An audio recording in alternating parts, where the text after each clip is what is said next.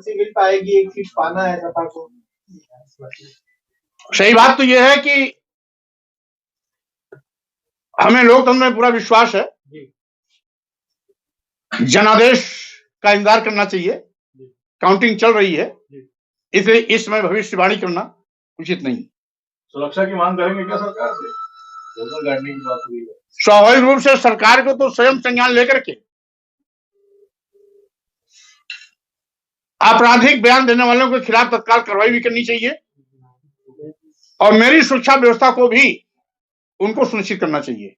Sir, ये BSP supremo Mayawati ने आज पंजाब के पूर्व मुख्यमंत्री और सुखविंदर सिंह माधव के बेटे से मुलाकात की और कह रहे हैं कि लोकसभा चुनाव के लिए हमारा गठबंधन शिरोमणि अकाली दल के साथ रहेगा।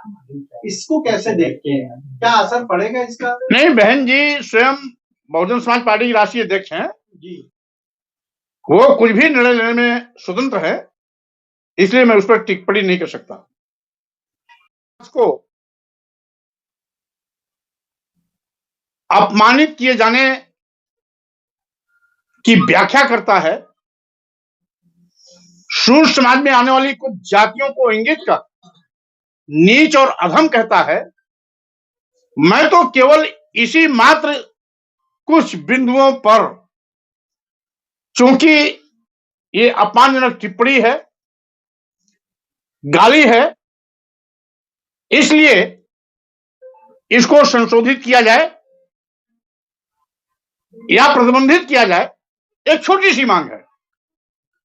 अब लोग बार बार इसको रामचरितमानस से जोड़ लेते हैं, धर्म से जोड़ लेते हैं, अपने आराध्य देव से जोड़ लेते हैं। अरे भाई, मैं सभी धर्मों का सम्मान करता हूं, एक बार नहीं 1000 बार कह चुका हूं। बात केवल महिलाओं और शूद्र समाज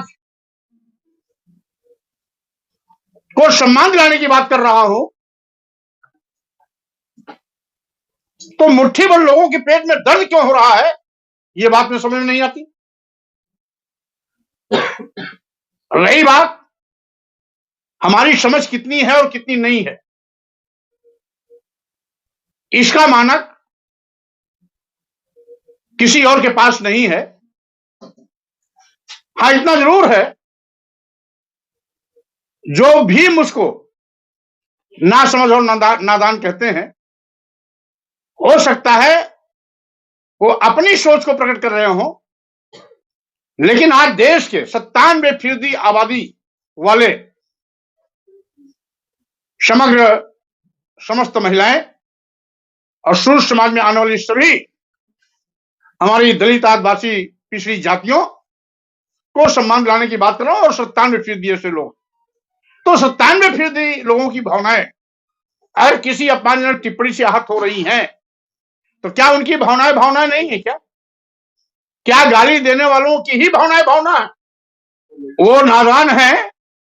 किसी भी आपत्तिजनक शब्द को संशोधित करना, विलोपित करना, ये किसी भी अपराध में आता ही नहीं, ये संविधान सम्मत है।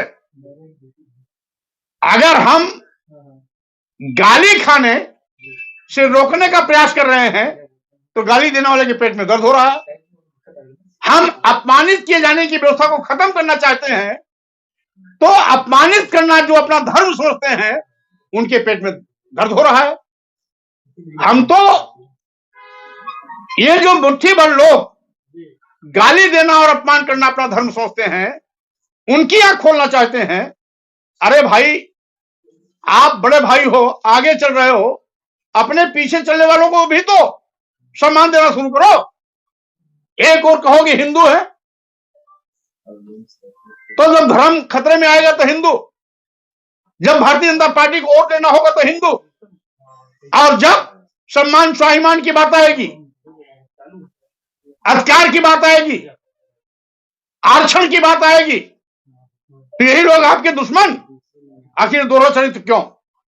जब से आपने बयान दिया है, लगातार आपके खिलाफ विरोध प्रदर्शन हो रहा है, जो आपके सपोर्ट में उनको जेल भेजा जा रहा है। आपने कहा था कि अगर विरोध प्रदर्शन मेरे खिलाफ होगा तो मैं भी प्रदर्शन करूंगा, क्या आप प्रदर्शन करेंगे? मैं स्वयं एडवोकेट रहा हूं, कानून में मेरा विश्वास है, संविधान में मेरा विश्वास है, न्यायपालिका में मेरा विश्वास है। मैं शांतिपूर्ण तरीके से अपनी बात कहता चला आ रहा हूं, आगे भी कहता रहूंगा। को अपमानित करते हो, ये बंद होना चाहिए। और जितनी भी घुड़कियां आ रही हैं, देख लेने की, मार लेने की, सिर काट लेने की, नाक काट लेने की, जीभ काट लेने की, कान काट लेने की, इन धमकियों से स्वामी प्रसाद मौर्य बिचलने वाले नहीं है। बल्कि आज हमने अगर इनके सम्मान की बात उठाई है तो ये लड़ाई आगे भी जारी रहेगी। जब तक इनको सम्मान नहीं मिलता, जब तक आपत्तिजनक टिप्पणी संशोधित या प्रतिबंधित नहीं होती, तब तक ये अभियान चलता रहेगा। धीरेन्द्र शास्त्री ने जो है वो आज प्रयागराज में आपको लेकर कहा है कि वो समाज के लिए कैंसर है, और ये भी कहा है कि हिंदू राष्ट्र बनना चाहिए। पहली बात तो ये कि भारतीय संविधान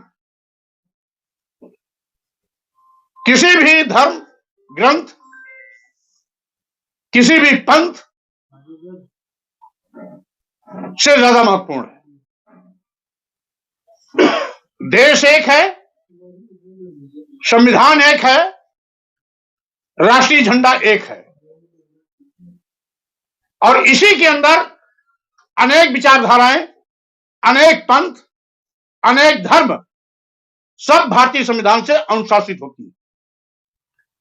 इसलिए भारतीय संविधान के विपरीत कोई भी आचरण करता है तो या तो पागल और मानसिक दिवालिया है या राष्ट्र विरोधी है। ही अपना धर्म मानते हैं। क्या महिलाओं, आदिवासियों, दलितों, पिछड़ों को अपमानित करना ही धर्म है? जबकि ये सभी हिंदू हैं। ये कैसा धर्म है जो अपने ही धर्म के अनुयायियों को नीच कहता है, अधम कहता है, महिलाओं को नीच में भी नीच, अति नीच बताता है, प्रताड़ित किए जाने की बात करता है, पूरे शुद्ध समाज को अपमानित करने की बात करता है? क्या यही धर्म है? यही मैं पूछना चाहता हूं। अगर ये सभी हिंदू हैं तो इनको सम्मान क्यों नहीं? अगर ये सभी हिंदू हैं तो इनका अपमान क्यों? अगर ये हिंदू हैं तो अधम नीच क्यों? प्रताड़ित किए जाने की बात क्यों? अपमान किए जाने की बात क्यों? और इस पर चिंतन करने, मनन करने, संशोधन करने या अपमानजनक टिप्पणी निकालने जाने की बात को नजरअंदाज करते हुए सबसे चिल्ली बघार रहे हैं। कोई धर्म की दुहाई देके, कोई रामचरितमानस की दुहाई दे करके, कोई आराध्य देव की बात करके इस विषय से हटना चाहते हैं, इस विषय में नहीं आना चाहते। सभी जब उसी धर्म के हैं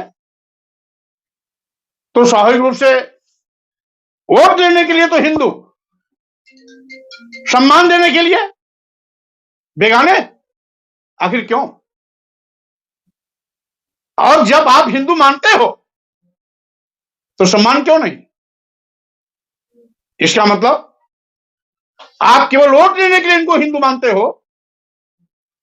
सम्मान, स्वाभिमान की जब बात आती है, हक, हकूक, अधिकार की बात आती है